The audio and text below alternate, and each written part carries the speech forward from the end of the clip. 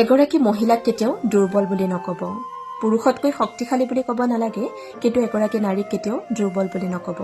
এখন ঘৰত এগৰাকী মা, এগৰাকী পত্নী, এগৰাকী ছোৱালী থকাৰ বাবে ঘৰখন বহু ক্ষেত্ৰত ঘৰ হৈ আছে বুলি ক'ব পাৰি।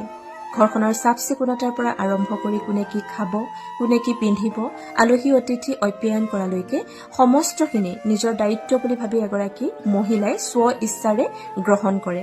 গতিকে সেই নাৰীগৰাকীক কেতিয়াও দুৰ্বল বুলি নকব। এগৰাকী মহিলাই ঘৰৰ সমস্তখিনি দায়িত্ব পালন কৰি আকৌ যদি বাহিৰলৈ ওলাই গৈছে উপাৰ্জনৰ কাৰণে, ঘৰলৈ ঘূৰি আহিছে, দিনটোৰ সমস্ত ব্যস্ততাখিনি, ভাগৰখিনি আওকাণ ঘৰখনৰ যতন লৈছে, তেন্তে সেই নাৰীগৰাকীক কেতিয়াও দুৰ্বল বুলি নকব। এগৰাকী নাৰীৰ এখন ব্যতিক্ৰম সংগ্ৰাম থাকে, কিন্তু এগৰাকী নাৰীৰ মনটো এখন বিশাল সাগৰৰ দৰে, তাত বহুতখিনি মৰম পোৱা যায়। গতিকে মহিলাগৰাকীক অকণমান সন্মান দি চাওক, অলপ মৰম দি চাওক, সেই মহিলাগৰাকীয়ে সমস্তখিনি উজাৰি দিব পাৰে আপোনালোকক।